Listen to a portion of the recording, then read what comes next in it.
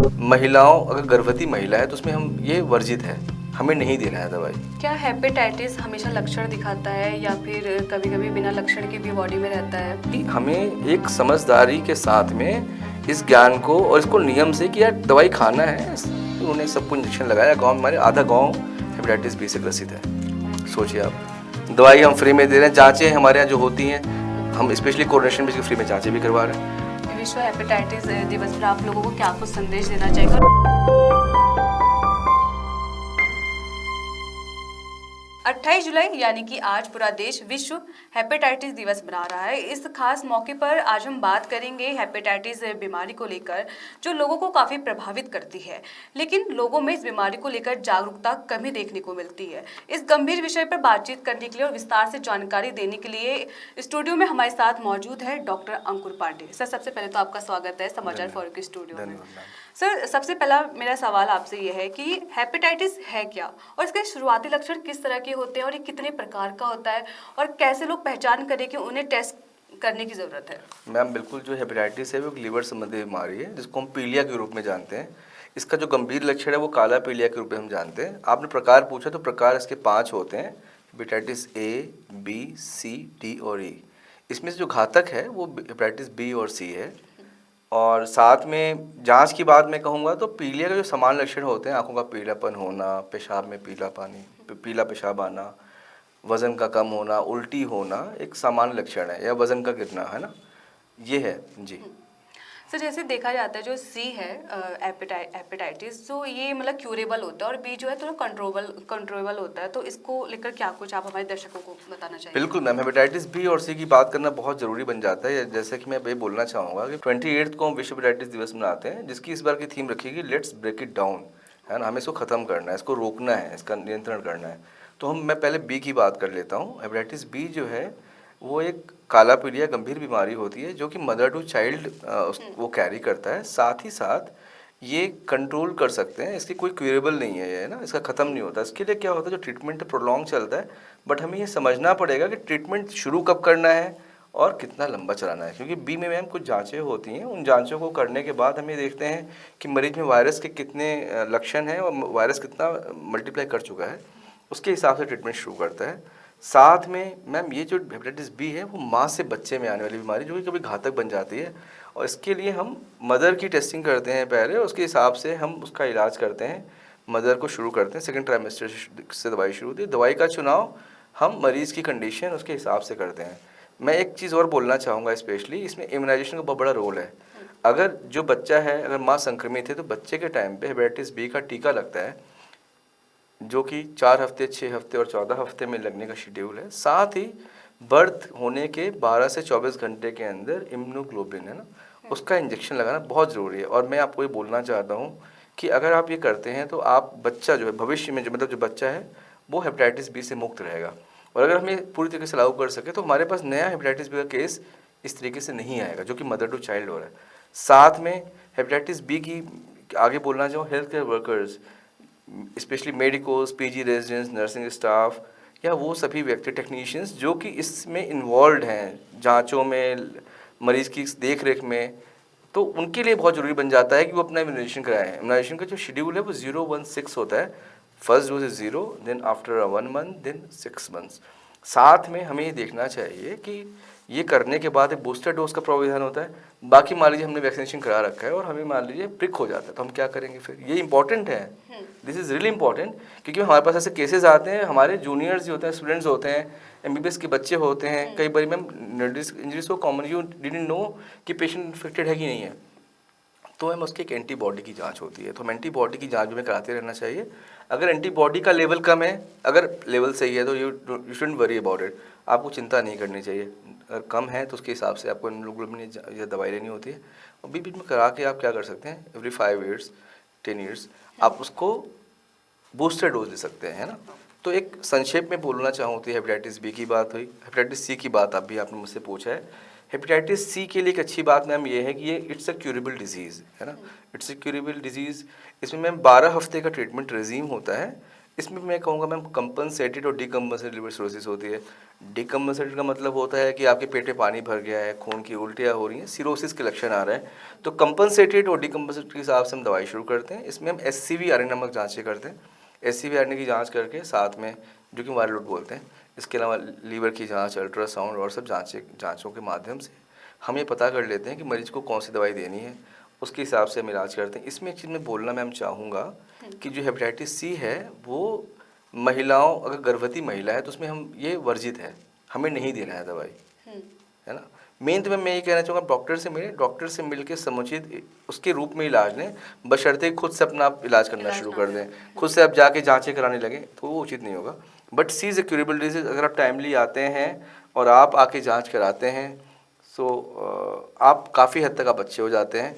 हमारे दून अस्पताल की मैं बात करूँ तो हेपेटाइटिस बी के अभी तक 180 के तकरीबन मरीज़ आए हैं, जिसमें से कि मैम जैसे मैंने बताया कि जिसकी दवाई चल रही है उनकी बात कर रहा हूँ। अगर लोड कम है, दवाई नहीं शुरू करते हैं तो उनकी दवाई चल रही है, उसमें से 90% पेशेंट है जो रेगुलर फॉलोअप्स में, 10% पेशेंट हैं जिस because lack of awareness and other things they are not taking medication, इधर दे आर, वो या तो यहाँ से कहीं चले गए होंगे या फिर शायद वो वही है कि उनको लैक ऑफ एजुकेशन है तो उसकी वजह से वो नहीं ले रहे हैं। और सी में जैसे मैंने बताया 12 हफ्ते ट्रीटमेंट होता है, अराउंड 160 पेशेंट होंगे, 156 अराउंड पेशेंट्स हैं।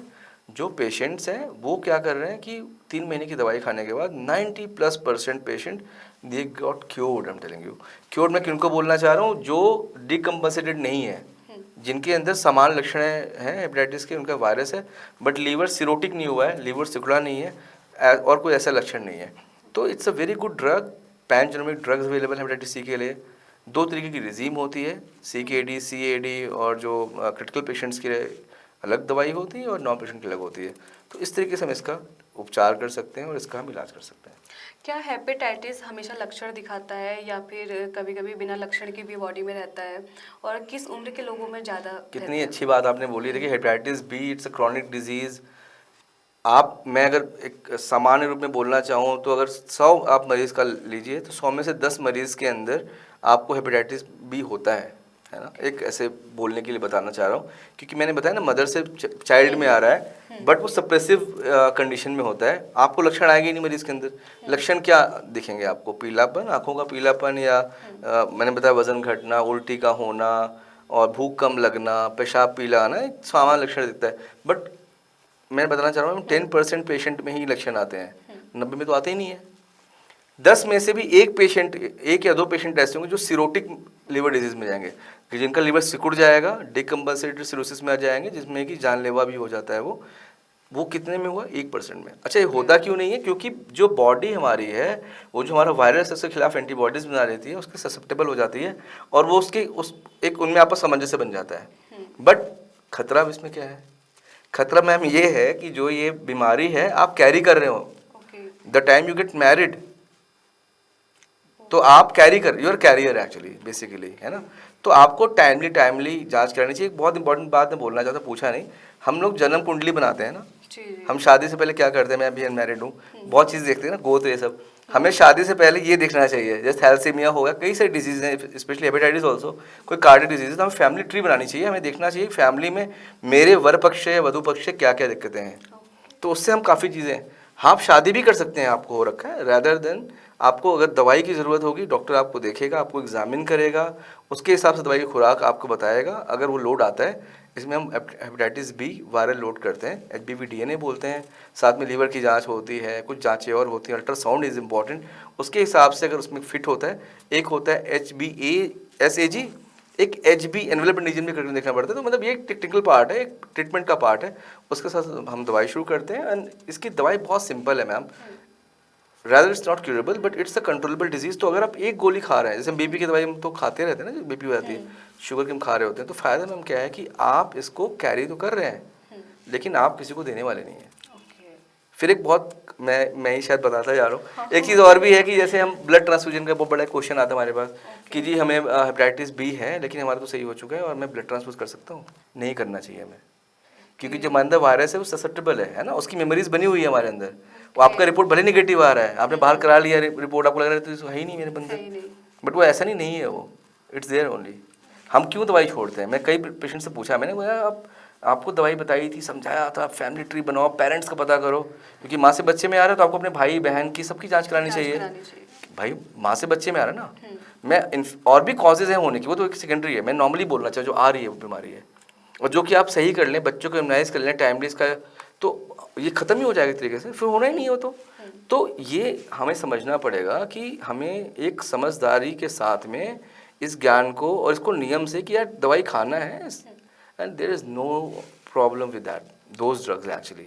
तो आपको दवाई खाना है और आप अच्छे स्वास्थ्य साल भी सकते हैं, डॉक्टर से फॉलोअप लेना होता है। अगर आप क्यूरेबल हैं, आपका एक लोड कम आ रहा है, तो आपको 6 महीने का या 1 साल का डॉक्टर बताएगा, आपको एक अल्ट्रासाउंड और लोड करा के दिखाओ मुझे, आप even you can get married also, है ना। तो इस तरीके से आप चीज़ों कर सकते हैं। सर जैसे कि लोग रक्तदान करते हैं और जैसे एक टैटू काफ़ी लोग बनाते हैं जिसका खासा क्रेज़ आजकल के युवाओं में, तो क्या इसकी वजह से भी जो हेपेटाइटिस है ये फैलने का खतरा रहता है? मैम बिल्कुल है। देखिए अभी हमारे यहाँ मैम क्या है ना, blood banks are very they are really strict. हमारा ना बहुत से नैट टेस्ट, बहुत से टेस्ट करते हैं, तो मैम उसमें तो बहुत कम चांसेस होता है, बट अगर दूषित मैम रक्त किसी को चढ़ाएंगे तो ये फैलने वाला है। टैटू इन्फेक्टेड सिरिंज है, किसी को मैंने बताया ना कि अगर आपको भाई किसी मरीज़ को लगा हुआ है, आपने एक चीज़ सोचिए, हमारे दर्द में बहुत कॉमन है, रिहैब से बहुत से पेशेंट्स आते हैं, एक कॉमन सिरिंज प्रैक्टिस करते हैं, समझिए किसमें आप जो क्या बोलते हैं वो लेते हैं ना, नशे की इंजेक्शन लगाते हैं, तो एक कॉमन प्रैक्टिस करते हैं। एक मैं नाम नहीं लेना चाहता, एक जगह है अपने पहाड़ में, वहाँ पे कोई क्वैक डॉक्टर होगा, 2 पेशेंट आए मेरे पास वहाँ से, और उन्होंने बताया कि डॉक्टर साहब ने, वो उसने खुद बताया मुझे कि हेपेटाइटिस भी, मैंने कहा अपने पेरेंट्स से, बस पेरेंट्स को नहीं, हमने सब करा लिया, वो एक है कोई, उन्होंने सबको इंजेक्शन लगाया, गाँव में हमारे आधा गाँव हेपेटाइटिस बी से ग्रसित है, सोचिए आप। सेम अगर मैं बोलना चाहूँ तो टैटूइंग है, डेंटल केरीज आप कराने जा रहे हो, आप वो जो इंस्ट्रूमेंट्स हैं they are not properly clean, autoclaved, उससे हो सकता है। तो आप एक अच्छे जगह पे जाएं, हमारे दून अस्पताल में है, सरकारी में जाएं, एक डॉक्टर से या जो उसका टेक्निकल एक्सपर्ट है उससे आप इलाज कराएं। ऐसे कि अब हम गांव में क्या, बुखार हुआ जी इंजेक्शन लगा दो जी, बोतल चढ़ा दो पीली वाली, ताकत आ जाएगी जी, तो वो सब गलत प्रैक्टिस है। और हमें इसमें मैम सोशल अवेयरनेस और एजुकेट करना होगा लोगों को, rather than being a medico, जो आप ये करना चाह रही हैं, आप ये मुहिम चाह रहे हैं कल के उसके समझ में, तो मेन पर्पज़ हमारा है कि लोग जागरूक हों। देखिए हमेशा सावधानी ही बचाव होती है ना, अगर आप सावधान होंगे और नियम से करेंगे तो ये होगा। एक चीज़ और बोलना चाहूँगा, एक टैटूइंग हुआ, एक आपने बोला ब्लड का, एक मैम डेंटल केरीज बताया, एक आप सोचिए मान लीजिए एक घर में किसी को हेपेटाइटिस बी ग्रसित है, ठीक है ना, वो सेब खा रहा है, कोई भी फल खा रहा है, और आपने कॉमन वो आपने भी खा लिया, तो मैंने क्या बताया, बी सलाइवा से भी फैलता है, बी सीमेन से ही फैलता है, बी पसीने से ही फैलता है, hepatitis B is very dangerous. तो you have to be really think of it. अगर आपकी कहीं से आप एक रेगुलरली चेकअप कराते हैं, अगर आपकी वाइफ को, आपकी माता जी को है, तो आप माता जी को है तो अपना तो कराएं, अपने सारे परिवार का, भाई बहन कराएं। Same the time you are getting married, the time आप और अपनी पत्नी का एक प्रॉपर एक फैमिली ट्री बनाएं, उसमें कुछ कुछ जाँचें जो मैंडेटरी जाँचें आपको देखना चाहिए, आपको एक अंदाज़ा होगा, there nothing should be hided actually, then only you can get एक अच्छी जीवनचर्या आप जी सकते हैं। जैसे आपने जागरूकता की बात करी, आपको क्या लगता है कि लोगों में उतनी जागरूकता है या नहीं, और ख़ास तौर पे हम बात करें गांव की या ग्रामीण इलाकों की, वहाँ हेपेटाइटिस को लेकर कितनी बड़ी चुनौती है?